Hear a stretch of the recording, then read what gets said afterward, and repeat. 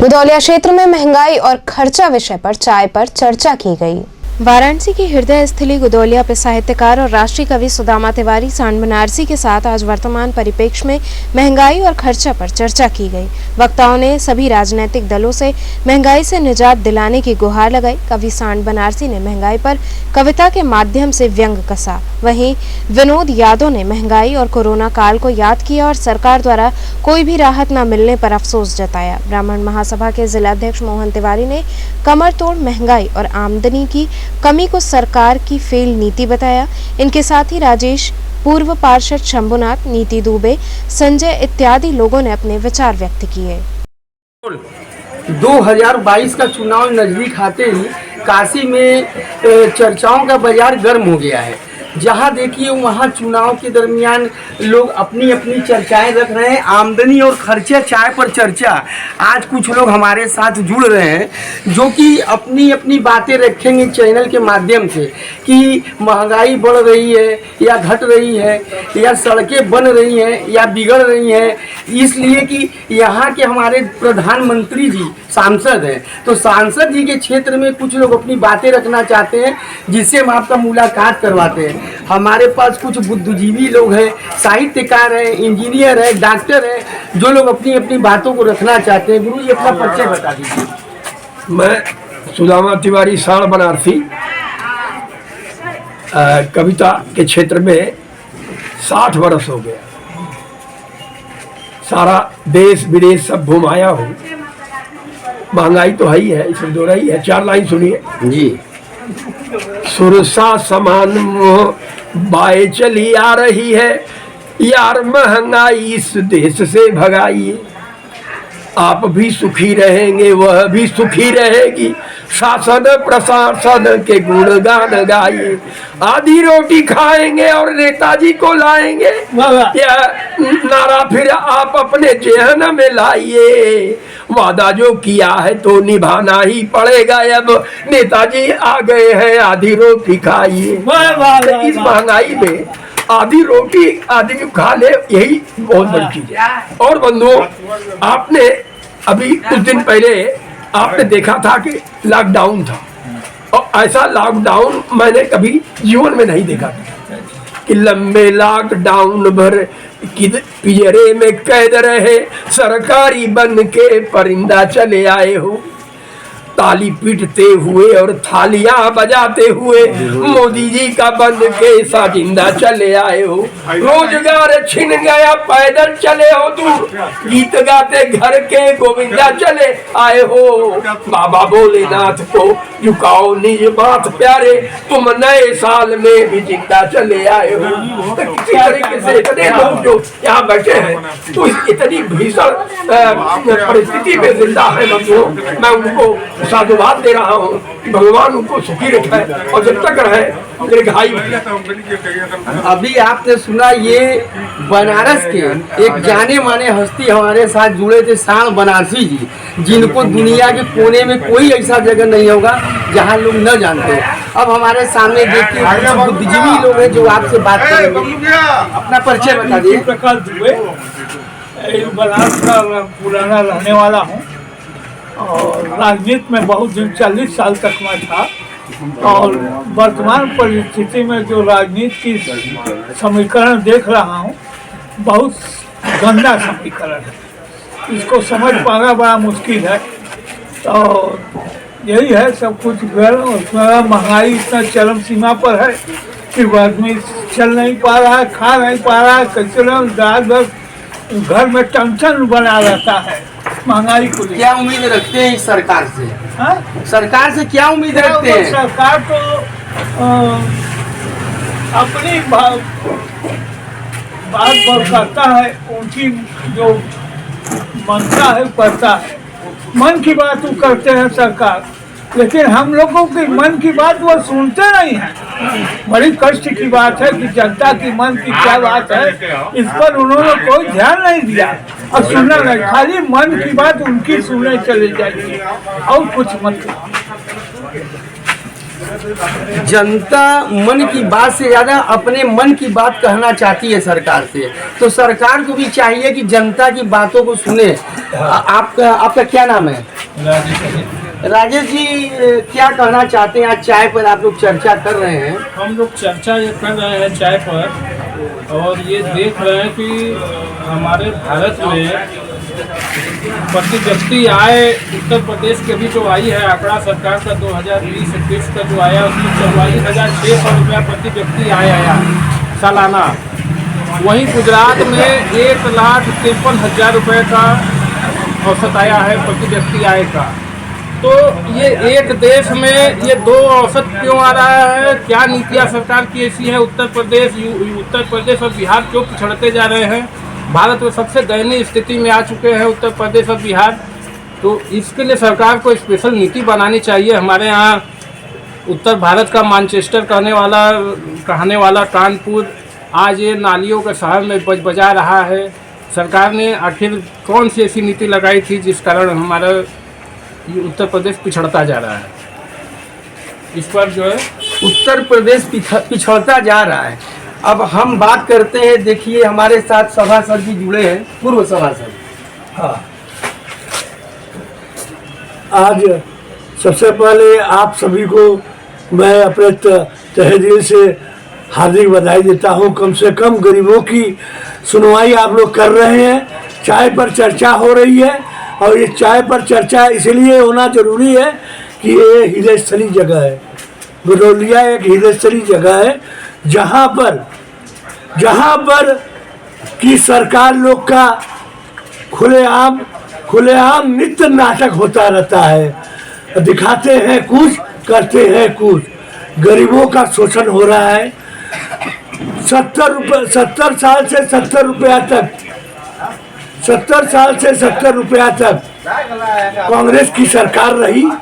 70 के बाद आप देखिए 1,000 रुपया सिलेंडर,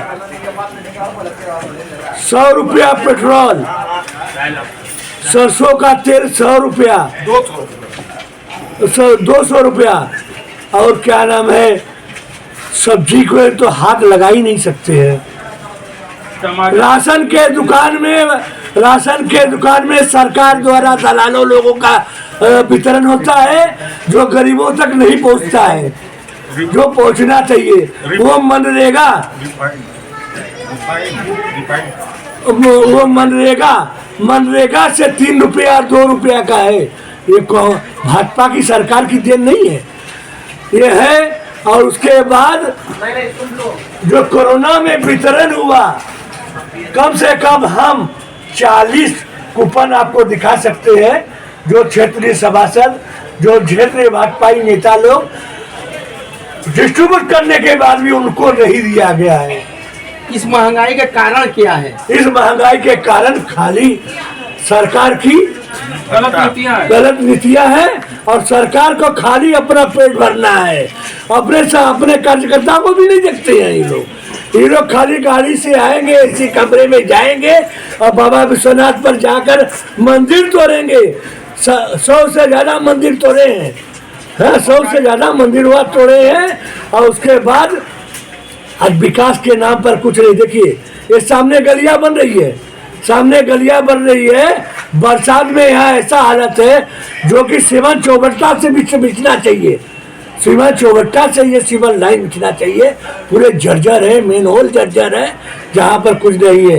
ये स्मार्ट सिटी के नाम पर भोजन हो रहा है। हाँ, अब आप क्या चाहते हैं? तो हम ये चाहते हैं कि गरीबों का उत्पीड़न बंद हो। हाँ, एक सामंजस्य आए और गरीबों को रिफाइंड तेल 200 रुपया का है, रिफाइंड तेल 200 रुपया का है। इसको कम से कम उधर लीजिए, कम से कम 100 रुपया में दर की वृद्धि में कम हो, जिससे आम जनता राहत मिले। 2022 का चुनाव है जी, तो कैसे जवाब देंगे इस बार आप लोग? जवाब क्या, हम लोग तो एकदम खुलेआम रोड पर रहते हैं। विपक्ष नहीं रहता तो ये तांडव लीला करते, ये लोग तो डरते हैं हम लोग विपक्ष से। ये लोग किया क्या? ये लोग कुछ नहीं किए हैं। ये लोग खाली ढोंगी रचना। ये लोग को बताइए, ये लोग पंडित धर्म की नाम लेते हैं। ये लोग को बताइए, सूर्य सब जानते हैं, सूर्य मंत्र जानते हैं। ये लोग मृत्युंजय महामंत्र जानते हैं, कोई कुछ नहीं जानते हैं। ये लोग झूठा याचना पत्र करते हैं और झूठे वादा करते हैं। और 2022 में इनकी झंडा गई, आप देख रहे हैं कितने लोग इससे जुड़े हुए हैं, त्रस्त हैं, लेकिन सरकार की नीतियों से इन लोगों को ज़्यादा कष्ट है। तो सरकार को भी चाहिए कि कम से कम लोगों के दुख दर्द को सुने, क्योंकि ये काशी है, काशी नगरी से ही पूरे देश में मैसेज जाता है। तो भाई साहब, आपका क्या नाम है? Vinod Yadav, truck owners association के अध्यक्ष। विनोद जी, 2022 चुनाव नज़दीक है, तो आप लोग आज चाय पर चर्चा कर रहे हैं। किस तरह की चर्चाएं आप लोग कर रहे हैं? ये सरकार के गलत नीतियों के कारण हम लोगों का व्यवसाय पिछड़ता जा रहा है और ये सरकार ऑल इन वन है। पूरा विपक्ष हो चाहे कोई हो, कुछ भी बोलेगा ये सुनने को तैयार नहीं है, सिर्फ अपना करते हैं। कोरोना में तमाम तरीक़ों का पूरी जनता को, हर व्यवसाय को नुकसान हुआ, घाटा हुआ। और हमारी प्रदेश की सरकार, देश की सरकार ने डीजल का दाम, पेट्रोल का दाम बढ़ाते गए, टैक्स बढ़ाते गए ट्रक का, और हर तरह का जो है जीएसटी में बाधाएं आती गई। और 70 रुपया बैरल जो है, जब कांग्रेस के शासन में डीजल मिलता था, तेल, कच्चा तेल मिलता था, तो उस समय 50-52 रुपया लीटर था। और आज 72 रुपया 70 रुपया बैरल है, तो 100 रुपया 90 रुपया लीटर डीजल बिक रहा है। तो आखिर ये क्या है? ये तो सरकार की गलत नीति के कारण से ही बिक रहा है। तो ऐसी सरकार को हम लोग पसंद नहीं कर रहे हैं और अगले में 2022 में इनको हटाना ही अच्छा बेहतर समझते हैं। 2022 के चुनाव के लिए जिस तरह से चर्चा चल रही है, चर्चाओं का बाजार गर्म है। कुछ लोगों का कहना है विकास नहीं हुआ। चाय पर चर्चा करते हुए हमारे साथ आज जुड़े हैं भारतीय जनता पार्टी के वरिष्ठ नेता भी हैं और सभासद, पार्षद, क्षेत्रीय पार्षद शंकर साहू जी। शंकर साहू जी का कहना है कि हमारी सरकार ने बहुत विकास किया है। तो किस तरह का विकास किया है, आज आपको ये बताएंगे। शंकर जी, जिस तरह से चाय पर चर्चा हुई, लोगों का कहना है कि कोई विकास नहीं हुआ आपकी सरकार में। देखिए, जो कह रहे हैं विकास नहीं हुआ है।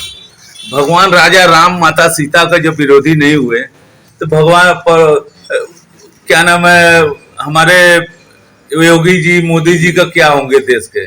जो कह रहा है विकास नहीं हुआ है, वो हमको लगता है घर से निकलता नहीं है।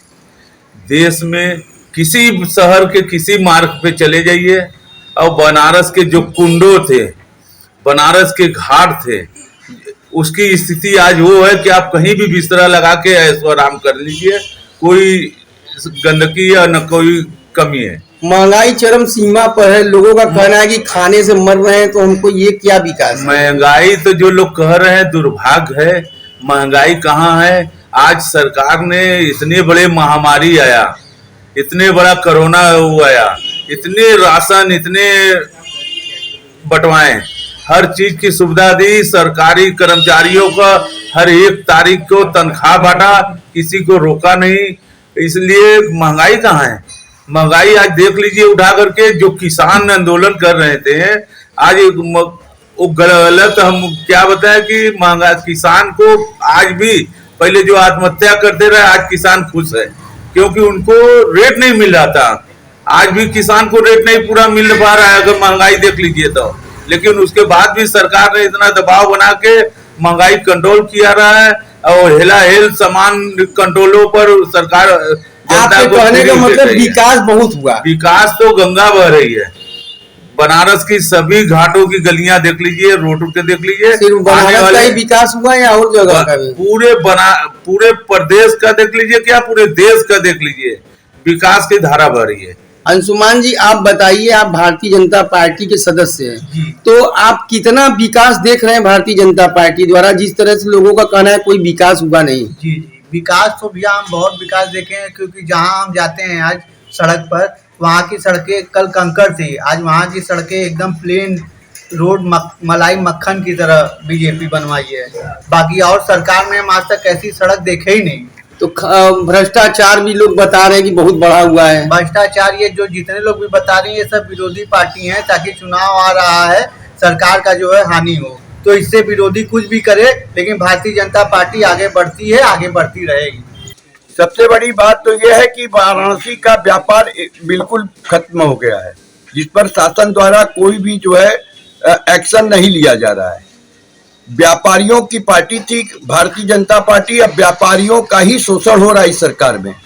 हर व्यापारी वर्ग चाहे छोटा हो या बड़ा हो, सब त्रस्त हैं, त्राही त्राही कर रहे हैं।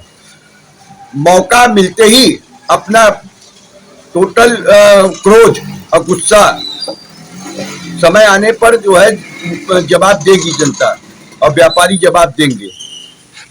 किसकी सरकार बननी चाहिए?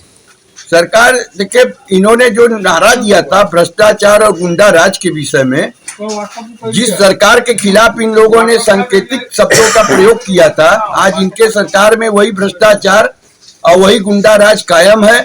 और सबसे ज्यादा चरम समस्या पे पहुंच गया है महंगाई।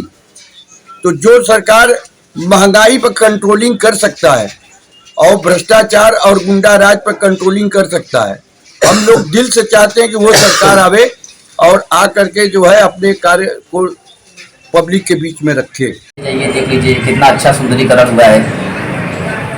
आज तक पहले इसके पहले कोई देखा था घाट गलिया ये वो कुछ भी, मतलब कितना सुंदर है। लेकिन धीरे धीरे देख लीजिए विश्वनाथ मंदिर जी की तरफ